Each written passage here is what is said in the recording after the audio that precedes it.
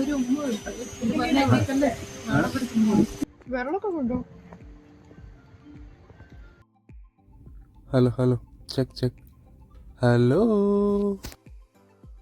Guys, ഇന്ന് നമ്മൾ കാണാൻ പോകുന്നത് ലങ്കാവിലെ ഒരു യുണീക്ക് അഡ്വഞ്ചർ അട്രാക്ഷനായ ക്രൊക്കഡൈൽ അഡ്വഞ്ചർ ലാൻഡാണ്. ലങ്കാവി ക്രൊക്കഡൈൽ അഡ്വഞ്ചർ ലാൻഡ് എന്ന് പറയുന്നത് മലേഷ്യയിലെ ഒരു വൈൽഡ് ലൈഫ് ലവേഴ്സിനും അഡ്വഞ്ചർ ഫാൻസിനും പോപ്പുലറായ ഒരു സ്പോട്ടാണ്. ഇവിടെ അപ്രോക്സിമേറ്റ്ലി 500 എബോവ് ക്രൊക്കഡൈൽസ് നിലവിലുണ്ട്. അവിടെ തന്നെ ട്രെയിനിങ് ഷോസും അതുപോലെ ക്രൊക്കഡൈൽ എടുത്ത് ഫോട്ടോസ് എടുക്കാനുള്ള ഓപ്ഷനും എല്ലാം അവൈലബിൾ ആണ്. ഇവിടെ വരാനുള്ള ഏറ്റവും നല്ല ടൈമിംഗ് എന്ന് പറയുമ്പോൾ രാവിലെ തന്നെയാണ്. ഒരു 9:30-ക്ക് ശേഷം വരുവാണെങ്കിൽ അടിപൊളിയാണ്. നമ്മൾ നേരെ ടിക്കറ്റ് കൗണ്ടറിലേക്ക് ചെന്നു ടിക്കറ്റ്സ് എടുത്തു. ഇവിടെ പെർ ഹെഡ് 20 റിങ്കറ്റാണ് അവർ ചാർജ് ചെയ്യുന്നത്. 20 റിങ്കറ്റിന് വെർത്താണോ എന്ന് ചോദിച്ചു കഴിഞ്ഞാൽ വൈൽഡ് ലൈഫ് കാര്യങ്ങളും എല്ലാം ഇഷ്ടപ്പെടുന്നവർക്ക് ഇതൊരു മസ്റ്റ് ട്രൈ ഐറ്റമാണ്. ടിക്കറ്റ് എടുത്ത് നേരെ ചെല്ലുമ്പോൾ റൈറ്റ് സൈഡിൽ കാണാൻ പറ്റുന്നത് ഓരോ വെറൈറ്റീസ് ഓഫ് ക്രൊക്കഡൈൽസിൻ്റെ പോൺസ് ആണ്. ഇതാ കണ്ടില്ലേ, അതിനകത്ത് പേരും കാര്യങ്ങളും എഴുതി വെച്ചിട്ടുണ്ട്. ഗോൾഡൻ പോറസ് എന്ന് പറഞ്ഞൊരു ക്രൊക്കഡൈലിൻ്റെ പേരാണ് എഴുതി വെച്ചേക്കുന്നത്. അതിൻ്റെ നേരെ ഫ്രണ്ടിൽ ആ വായുമ്പുളന്നിരിക്കുന്നതാണ് ആ ക്രൊക്കഡൈൽ. അങ്ങനെ പല തരത്തിലുള്ള ക്രൊക്കഡൈൽസിനെ നമുക്കിവിടെ കാണാൻ പറ്റും.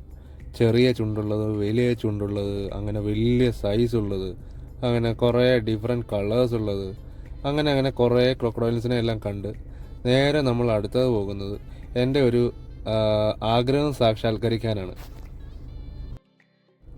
അതെ, എൻ്റെ കുറേ നാൾ കൊണ്ടുള്ള ആഗ്രഹമായിരുന്നു മുതലയല്ലേ ക്രൊക്കഡൈലിനെ കൈ കൊണ്ടൊന്ന് തൊടണമെന്ന്.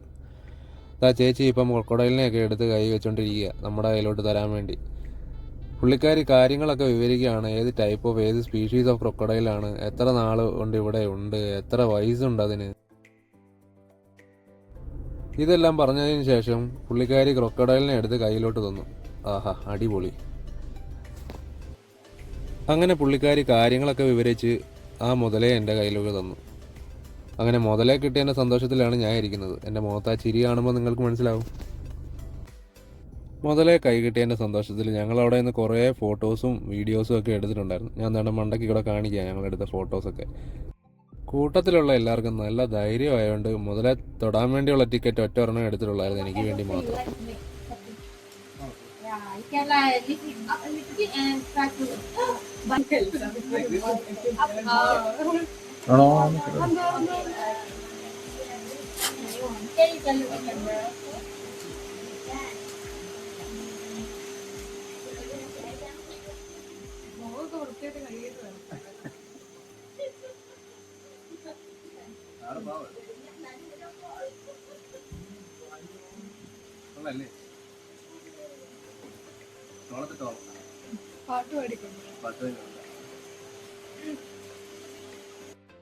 കാണുന്ന പോലല്ല, ഈ സാധനത്തിന് ഭയങ്കര തണുപ്പാണ് കയ്യിലെടുക്കുമ്പോൾ.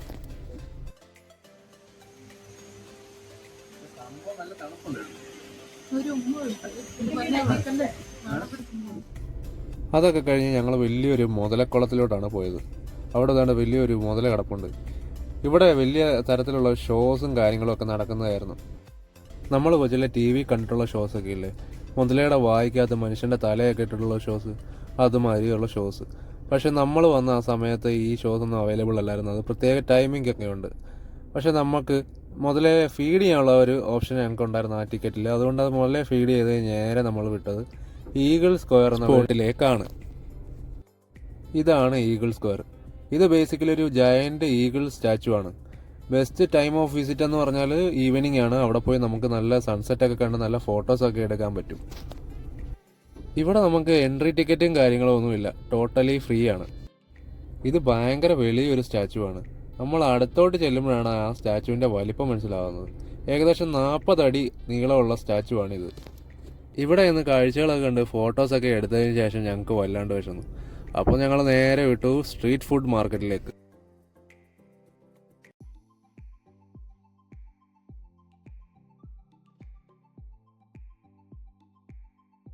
തായ്ലൻഡിലൊക്കെ കാണാൻ പറ്റുന്ന സെയിം ടൈപ്പ് ഓഫ് ഫുഡ്സൊക്കെയാണ് നമുക്ക് ഇവിടെയും കാണാൻ പറ്റുന്നത്. Same type of fried chicken, പിന്നെ അതുപോലെ തന്നെ സോസേജസ്, അതുപോലെ തന്നെ പേസ്ട്രി, കേക്ക്സ്, സ്പ്രിങ് റോൾസ് അതെല്ലാം ഇവിടെ ഉണ്ട്. പക്ഷേ കമ്പാരിറ്റീവ്ലി പ്രൈസ് വന്നിട്ട് ഇച്ചിരി കൂടുതലായിട്ടാണ്, എക്സ്പെൻസീവ് ആയിട്ടാണ് ഇവിടെ തോന്നിയത്. കൂട്ടത്തിൽ എല്ലാവർക്കും ഫുഡിനോട് നല്ല താല്പര്യമായതുകൊണ്ട് എല്ലാ കടകളിലും കയറി ഓരോരോ ഫുഡ് ട്രൈ ചെയ്ത് ഇങ്ങനെ പോവുമായിരുന്നു.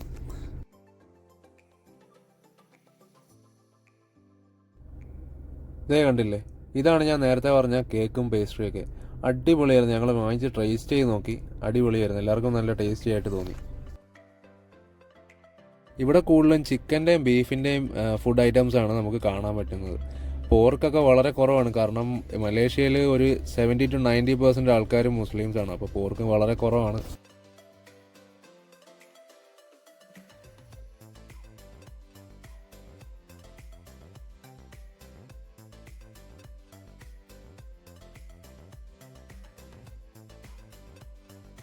പിന്നെ ദേ ഈ കാണുന്നത് മലേഷ്യയിലെ ഒരു കേക്ക് മാതിരി ഐറ്റമാണ്. ഞങ്ങൾ വാങ്ങിച്ച് ട്രൈ ചെയ്ത് നോക്കി, എല്ലാവർക്കും നല്ലോണം ഇഷ്ടപ്പെടുകയും ചെയ്തു. മധുരമാണ് ബേസിക്കലി.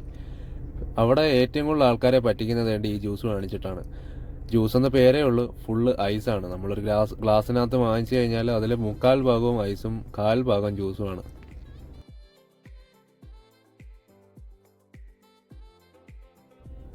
അടുത്തതായി കണ്ട ഫുഡ് ഐറ്റം നമ്മുടെ നാട്ടിലെ പൊറോട്ട ഉണ്ടാക്കുന്ന എക്സാക്ട് രീതിയിലാണ് അവരുണ്ടാക്കുന്നത്. പൊറോട്ട മാവിനകത്തോട്ട് ബീഫും ചിക്കനും അതുപോലെ തന്നെ മുട്ടയും ഉള്ള ഗ്രേവി ആഡ് ചെയ്തിട്ട് ഡയറക്റ്റ് വറുത്തെടുക്കുന്ന ഒരു ഐറ്റം. അടിപൊളിയായിരുന്നു. ഞങ്ങൾ ടേസ്റ്റ് ചെയ്ത് നോക്കി. ഞങ്ങൾ ബീഫാണ് ട്രൈ ചെയ്ത് നോക്കിയത്.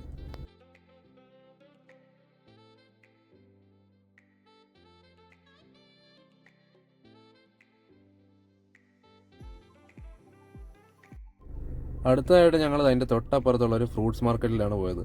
അവിടെ കുറേ വെറൈറ്റി ഫ്രൂട്ട്സും വെജിറ്റബിൾസും കാര്യങ്ങളൊക്കെ ഉണ്ടായിരുന്നു. അത് ഈ അടുക്കി വെച്ചേക്കുന്നത് തന്നെ കാണാൻ നല്ല രസമായിരുന്നു. പിന്നെ ഏകദേശം കുറേ ഐറ്റംസൊക്കെ നമ്മുടെ നാട്ടിലെ ഫ്രൂട്ട്സൊക്കെ തന്നെയാണ്. പിന്നെ ഞങ്ങൾ കുറേ വെറൈറ്റീസ് ഉണ്ടായിരുന്നു, അതെല്ലാം വാങ്ങി ട്രൈ ചെയ്ത് നോക്കി. അങ്ങനെ ഞങ്ങൾ വാങ്ങിച്ച ഫുഡെല്ലാം വീട്ടിൽ കൊണ്ടുപോയി കഴിക്കാനുള്ള ക്ഷമ ഞങ്ങൾക്കില്ലാത്തതിനാൽ അവിടെ തന്നെ ഇരുന്ന് കഴിച്ച് തീർക്കാൻ നോക്കുവാണ്. അപ്പോൾ ഇന്നത്തെ വ്ളോഗ് ഇത്രയൊക്കെ ഉള്ളൂ. നമ്മൾ ഫുഡ് കഴിച്ച് എൻജോയ് ചെയ്ത് വീട്ടിലേക്ക് പോയി. അപ്പോൾ അടുത്ത വീഡിയോയിൽ കാണാം. Bye bye.